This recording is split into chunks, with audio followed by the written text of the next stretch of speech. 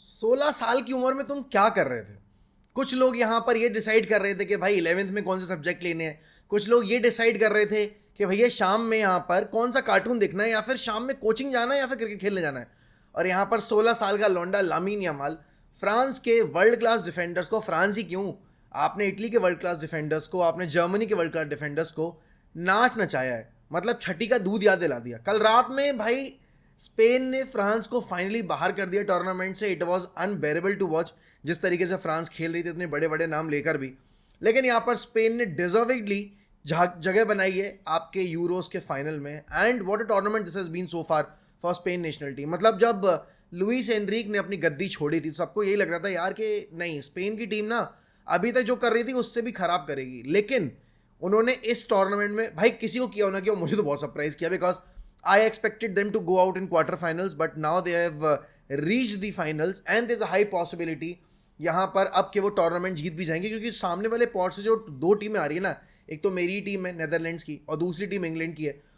दोनों ही टीमें आप बोलोगे यहाँ पर काफ़ी लस्त पस्त हैं, और दो फेवरेट्स को लगातार बैक टू बैक गेम्स में हराने के बाद स्पेन अब यहाँ पे नहीं रुकने वाली। और स्पेन को मेरे ख्याल में यूरोज जीतना भी चाहिए, क्योंकि ये उनकी जो यंग जनरेशन है ना, उनके लिए बहुत अच्छा प्लेटफॉर्म सेट करेगा। एंड मैं हर बार बोलता हूँ यार, लामीन यमाल इज 16 ईयर्स ओल्ड। सोचो यार 10 साल के बाद जब तुम्हारे ये वर्ल्ड क्लास प्लेयर्स 34, 35, 36 के होंगे, लामीन Yamal would just be 26, 27। Isn't it scary कि भाई ये बंदा अभी जिस रेट पे ग्रो कर रहा है, और क्या मेसी के हाथ लगाने से करियर इतना शानदार हो जाता है क्या भाई? यार फिर तो यार मैं अपने आप को एक बार मेसी, यार मुझे मतलब सुनने में थोड़ा अजीब लगेगा, बट यार मेसी भाई एक बार हम सबको यार हाथ लगा दो यार, अगर इतना ज़्यादा ब्लेस्ड है आपका टच तो। मतलब लामीन यमाल को नहला क्या दे, लामीन यमाल तो गोते मार रहे हैं अब सक्सेस में। और देखो कल रात में जो गोल स्कोर किया है, it was not like Messi वाला goal, it was more like a Robben वाला गोल। वो रॉबिन आउट से तो बॉक्स कट इन करके जो शूट लेते थे ना, वो टॉप ऑफ दी आपके गोल जा रहा था वो।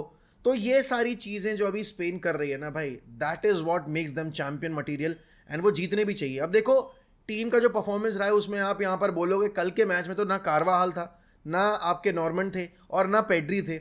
ये तीन मैसिव यहाँ पर एब्सेंटीज के बावजूद स्पेन ने कल फ्रांस को नचा दिया बिल्कुल। और पहला गोल स्कोर करने के बाद इट लुक्ड लाइक कि भाई फ्रांस अपना गेम स्लो कर देगी, एंड यहाँ पर फ्रांस अब स्पेन को गेम में आने का मौका नहीं देगी।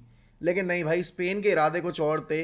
निको विलियम्स के, रॉड्री के, डैनी ओल्मो के, आपके लामीन यमाल के, हीजोस नवाज के, नाचो के, इन सब के इरादे कुछ और थे भाई। और कल उन्होंने वो इरादे अपने पूरे जो मंसूबे थे वो पूरे कर लिए। अब देखो मिडफील्ड की अगर बात करें, सामने वाली टीम में चुआमेनी थे, सामने वाली टीम में आंद्रे रेबियो थे, सामने वाली टीम में आपके एनगोलो कांटे थे। लेकिन यहाँ पर एक यंग मिडफील्ड ने, एक आप बोलोगे यहाँ पर थोड़ी सी जो इम्प्रॉपर मिडफील्ड थी, उसने यहाँ पर फ्रांस की उस मिडफील्ड को डोमिनेट कर लिया फ्रांस। और भाई एक चीज़ और बोलना चाहूँगा मैं, भाई डेम्बेले के लिए बार्सिलोना ने कैसे इतने पैसे खर्च कर दिए थे।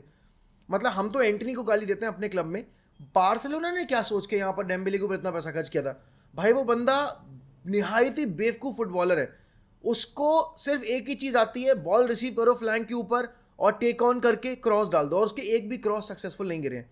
कल रात में ही had the opportunity to square the ball on 5-6 occasions, जहाँ पर बेटर पोजीशन पे थे players. Tchouameni was better at better position, आपके Jules Kounde was at better position, N'Golo Kante was at better position, but उसने नहीं किया। He was trying to do the same thing again and again. और कल रात में France की team अगर कॉम्पिटिशन से हार के बाहर हुए, उसका सबसे बड़ा जिम्मेदार कोई और नहीं, डिडियर डेशम्प है। And it's time for Zidane to step in, और it's time for Didier Deschamps to step out of this France job, क्योंकि यहाँ पर भाई अब उन्होंने जितना करना था वो कर लिया है। 2016 के यूरो से लेकर अभी तक उन्होंने बहुत काम किया। उन्होंने यहाँ पर फ्रांस को 3 फाइनल्स भी खिला दिया। आप देखो 2 वर्ल्ड कप के फाइनल और 1 यूरोस का फाइनल। लेकिन नहीं, अब I think this is the perfect time for this world class French squad to work with Zinedine Zidane. Because यार ये जो क्वालिटी अभी फ्रांस के स्क्वाड में, इसका 50% भी यूटिलाइजेशन नहीं हो पा रहा है डिडियर डेशम्प के टैक्टिक्स के साथ। आप वही पीछे बैठ के खेल रहे हो। थियो Hernandez was very very average.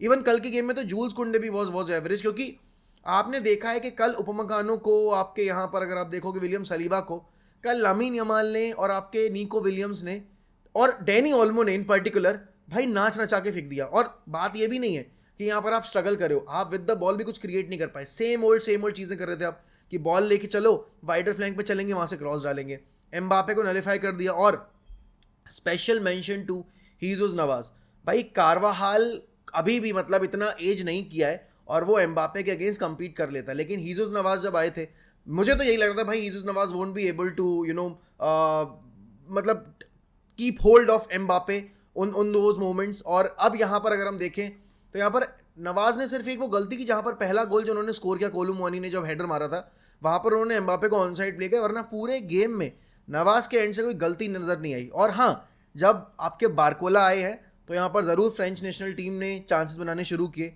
लेकिन नहीं भाई, Spain were just too good. France had पता no clue what they were doing on the pitch और what they need to do on the pitch, because they looked like a lost team. और France की team का, और मैं Spain की team की अगर मैं बात करूं भाई, देखो सबसे पहली चीज़ तो ये कि it's not about that who scored the goals, it's about who wanted to win the game more, and Spain definitely wanted this victory more than anyone.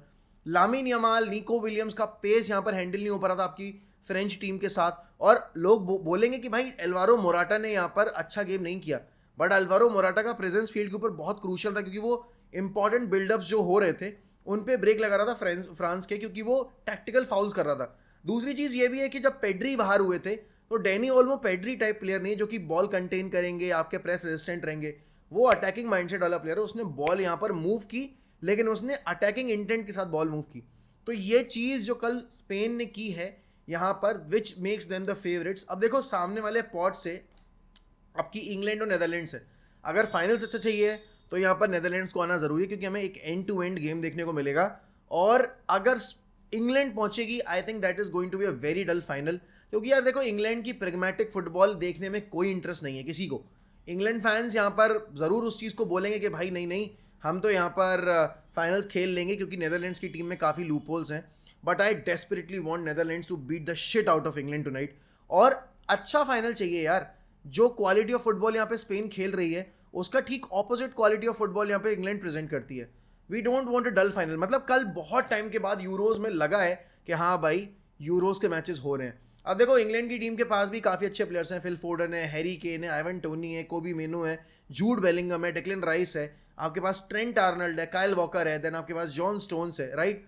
ये सारे प्लेयर्स हैं आपके पास, बुकायो साका है, not to forget him as well. आपके पास इतनी quality, लेकिन फिर भी आप बहुत ज़्यादा रिग्रेसिव फुटबॉल खेलते हो भाई। इतने अटैकिंग माइंडसेट वाले प्लेयर्स होने के बाद अगर आपकी फुटबॉल इस तरह की है तो फिर आप फाइनल खेलना डिजर्व नहीं करते। ऑल्दो यहाँ पर चांसेस इंग्लैंड के क्वालिफाई करने के ज़्यादा है, बिकॉज क्वालिटी यहाँ पर डेप्थ ज़्यादा है। लेकिन हाँ, जो यहाँ पे फुटबॉल आपकी नेदरलैंड्स खेल रही है उस हिसाब से तो मैं चाहूँगा कि नेदरलैंड्स क्वालिफाई करके आगे जाए, क्योंकि मैं अच्छा फाइनल देखने को मिलेगा। देखो अब यहाँ पर स्पेन ने ये जो स्क्वाड बिल्ड किया है, ये उनका अगले 8 साल के लिए स्क्वाड परमानेंट है, क्योंकि आप देखोगे नाचो वगैरह में ज़रूर चेंजेस होंगे, लेकिन अभी पाओ टोरेस वगैरह आने बाकी हैं टीम में। अब आप देखोगे यहाँ पर लामिन यमाल तो अगले 15 साल भी खेल सकता है भाई, वो जिस तरह से अभी 16 साल के ऊपर इतना अच्छा परफॉर्मेंस दे रहा है। बट हाँ, एक चीज़ ज़रूर है, एक चीज़ मैं चाहता हूँ कि आपकी जो स्पेन नेशनल टीम है वो करे, लामिन यमाल को इस यूरोस के बाद ओलंपिक्स में ना भेजे। आप वही हाल करोगे जो आपने पेड्री का किया, आप वही हाल करोगे जो आपने अंजू फाती का किया। आपने ओवर यूज़ करना शुरू कर दिया प्लेयर्स को। लामिन यमाल, आपको यूरोस जीतने थे, आप यहाँ पे यूरोस जीत रहे हो। Let's now give some rest to आपके लामिन यमाल, बिकॉज इसके बाद उसको सीजन में भी शुरू करना है बार्सिलोना के लिए, बिकॉज रफीनिया के ऊपर तो अब वो हर गेम में शुरू करने वाला है। तो आपको बहुत इंटेलिजेंटली यहाँ पर प्लेयर्स को अपने यूटिलाइज करना पड़ेगा। And Lamine Yamal is one for the ages, मतलब जो हर एक प्लेयर को जनरेशनल का टैग मिल जाता है ना, आपने यहाँ पर बहुत सारे प्लेयर्स को, मतलब एक सीजन अच्छा क्या गया, आपने जनरेशनल प्लेयर का टैग देना शुरू कर दिया। Lamine Yamal is actually generational, तो इस जनरेशनल प्लेयर को थोड़ा सा संभाल के यूज़ करना चाहिए यहाँ पे स्पेन नेशनल टीम को और बार्सिलोना को, बिकॉज अगर करियर लॉन्जिविटी की बात करें हम, देखो एक चीज़ मैं बोलूँगा तो शायद बहुत सारे लोगों को समझ में आएगी कि मैं क्यों बोल रहा हूँ। यहाँ पर इतना बढ़िया मैंने इवन लियोनल मेसी को नहीं खेलते देखा था 16 साल की उम्र में। Lionel Messi was butchering players in आपके डिवीजन 2, जब आपकी सेगुंडा लीग में खेल रहे थे वो, लेकिन यहाँ पर जब अकेडमी में खेलते थे। लेकिन यहाँ पर लामिन यमाल ने जो किया है बेसिकली आपके यहाँ पर इंटरनेशनल लेवल पे, चलो बारसा की तो बात ही छोड़ दो, इंटरनेशनल लेवल पे जूल्स कुंडे, उपमकानो, सालीबा, थियो हर्नांडिस के अगेंस्ट भाई, और एनगोलो कांटे, चुआमेनी और कामाविंगा, इन जैसे प्लेयर्स के अगेंस्ट काबिल तारीफ। और आंद्रे रेबियो ने मैच से पहले बोला था कि यार यहाँ पर ना लामिन यमाल को कुछ ज़्यादा करना पड़ेगा अगर उन्हें हमसे मैच जीतना है। तो लामिन यमाल ने गोल भी स्कोर किया, मैच भी जीत लिया, और मैच जीतने के बाद उन्होंने बोला नाउ स्पीक, कैमरे में देख के नाउ स्पीक नाउ स्पीक। तो भाई यहाँ पर मुंह तो बंद कर ही दिया है। अच्छा, बहुत सारे लोग यहाँ पर कंसर्न है कि एम्बापे का गेम, ये जो गेम है अभी, ये किस लेवल पे आ चुका है। बट मैं सही बताऊँ तो इसमें एम्बापे की गलती नहीं है, इसमें डिडियर डेशैम्स की गलती है, क्योंकि आप यहाँ पर अपने बेस्ट प्लेयर को यूज़ ही नहीं कर पा रहे हो उसके पोटेंशियल पे, उसके एक्चुअल जो ट्रू पोटेंशियल है उस पर। इसीलिए जिडान का आना ज़रूरी है इस नेशनल टीम सेटअप में, बिकॉज जब वो आएगा तो थोड़ी फ्रीडम मिलेगी अटैकर्स को। आपको याद होगा कि कैसे 3-पीट के टाइम पे बेल, बेंजिमा और आपके इवन इसको की अगर मैं बात करूँ, रोनाल्डो, ये किस तरीके से यहाँ पर परफॉर्मेंस डिलीवर करते थे आपके लिए, specially in big games, specially in big finals, semifinals. वो चीज़ एम्बापे के एंड से नहीं। आपको याद होगा कि ये टीम ऐसा ही खेल रही थी वर्ल्ड कप फाइनल में भी। इट वॉज जस्ट एम्बापे जिसने उसको, उस टीम को कैरी कर लिया था एक्स्ट्रा टाइम तक, पेनल्टीज तक। तो ये चीज़ हर मैच में रिपीट नहीं होती है। स्पोर्ट्स देखो एक ऐसा फील्ड है जहाँ पर आपका दिन है तो आप यहाँ पर ख़राब खेल के भी जीत जाओगे, लेकिन वो बहुत rarest of the rare cases में होता है। यहाँ पर जो फुटबॉल खेली है फ्रांस ने पूरे टूर्नामेंट में, यहाँ पर एक ओपन प्ले से गोल है। हालांकि उन्होंने 2 गोल ओपन प्ले से कंसीड किए पूरे टूर्नामेंट में, लेकिन यहाँ पर गोल स्कोर ना करना, इतने अच्छे, मतलब इतनी अच्छी डेप्थ होने के बावजूद, ये दिखाता है कि डिडियर डेशैम्स की जो टैक्टिक्स हैं वो आउटडेटेड हो चुकी हैं। आप बोलोगे प्रैग्मेटिक होने एक अलग चीज़ होती है, लेकिन यहाँ पर आप तो बिल्कुल ही बैकफुट पे रह के अगर खेलोगे और अपनी टीम की स्ट्रेंथ के अगेंस्ट जाकर फुटबॉल खेलना चाहोगे, तो वो कोई भी फैन अप्रिशिएट नहीं करेगा। फैन आप बोलोगे यहाँ पर डिमांड कर रहे थे कि आपको गोल स्कोर करते देखने का मौका मिले आपके एंड से, लेकिन आपने वो चीज़ डिलीवर नहीं की। On the other hand France, मतलब अगर मैं देखूँ ना स्पेन की टीम को, मैंने तो यहाँ पर क्वार्टर फाइनल्स तक रखा था, उसके बाद उनको बाहर कर दिया था क्वार्टर फाइनल्स में। But Spain have surprise me to the extent जहाँ पर अब I am ready to even witness them lifting the trophy. But देखते हैं क्या होता है। आज रात में आपका क्या प्रेडिक्शन है वो बताओ। हाँ, अर्जेंटीना ने भी अपना मुकाबला जो है आपकी कनाडा के अगेंस्ट बड़ा कंफर्टेबली जीत लिया। पहले हाफ में यहाँ पर आपकी अर्जेंटीना ने यहाँ पर जो गेम था वो किल कर दिया, Messi on the score sheet. तो यहाँ पर आपको पता है यार कि Argentina versus Canada was no match, ये तो सबको दिख ही रहा था। अब समझने वाली बात यहाँ पर ये है कि अर्जेंटीना वर्सेस उरुग्वे होगा या अर्जेंटीना वर्सेस कोलंबिया होगा, क्योंकि दोनों ही टीमें यहाँ पर अच्छा कंपटीशन लेकर आएंगी अर्जेंटीना के लिए। I want to see Argentina versus Uruguay. और देखो यार, Messi is not slowing down. अब हमने यही बात की थी, कनाडा के अगेंस्ट गोल स्कोर किया, फाइनल में मेसी को अपनी परफॉर्मेंस यहाँ पर वापस से रिपीट करनी पड़ेगी जो उन्होंने इतने साल तक दी है अर्जेंटीना के लिए।